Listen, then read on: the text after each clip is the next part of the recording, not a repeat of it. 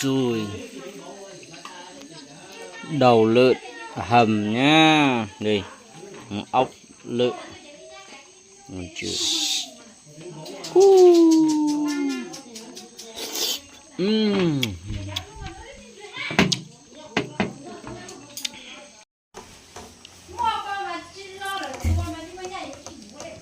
Tao không có chờ non xuống ba thứ.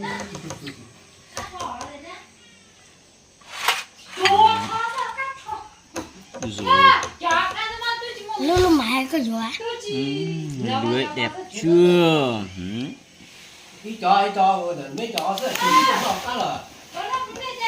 Ngon chưa? Bây giờ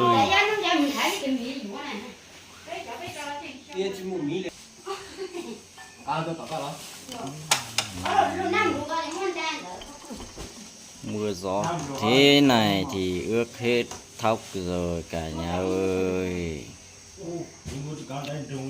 Mưa gió quá. Làm một tí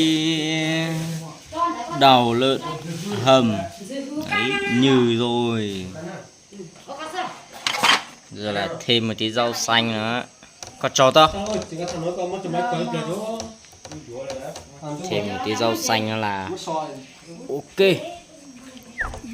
Đấy bạn ốc đẹp.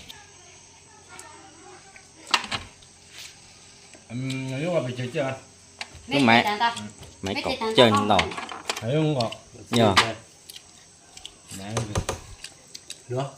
bô ôi rồi dùng đi xe lò hả.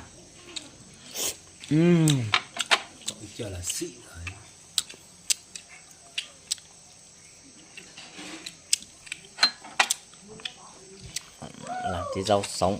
Ôi rồi ăn đi, chấn rồi sống ăn đi anh Nhan ơi.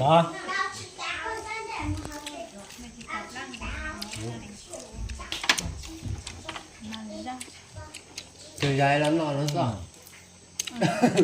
Cái chứ cho lo tôi cho nó trời tha. giờ nó dùng hàng khai thì tôi chỉ muốn nọ ha.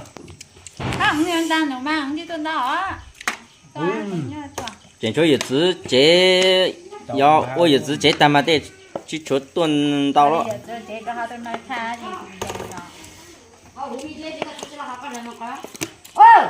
Đầu heo hầm làm một tí lúa mạch là úi rồi. Bài liền xem chỗ ngoài. Ui rồi xem nào nắng không mưa lắm đấy. View này đẹp lắm đấy nhỉ. Chinh tua đây chỉ một tụi bà hay chinh tua. giờ mua được bán chạy lên dưới lọt tù. Hả?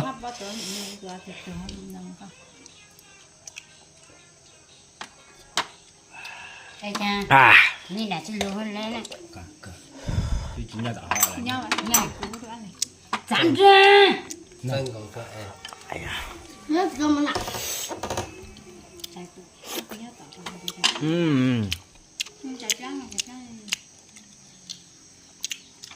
cá chạch à cơm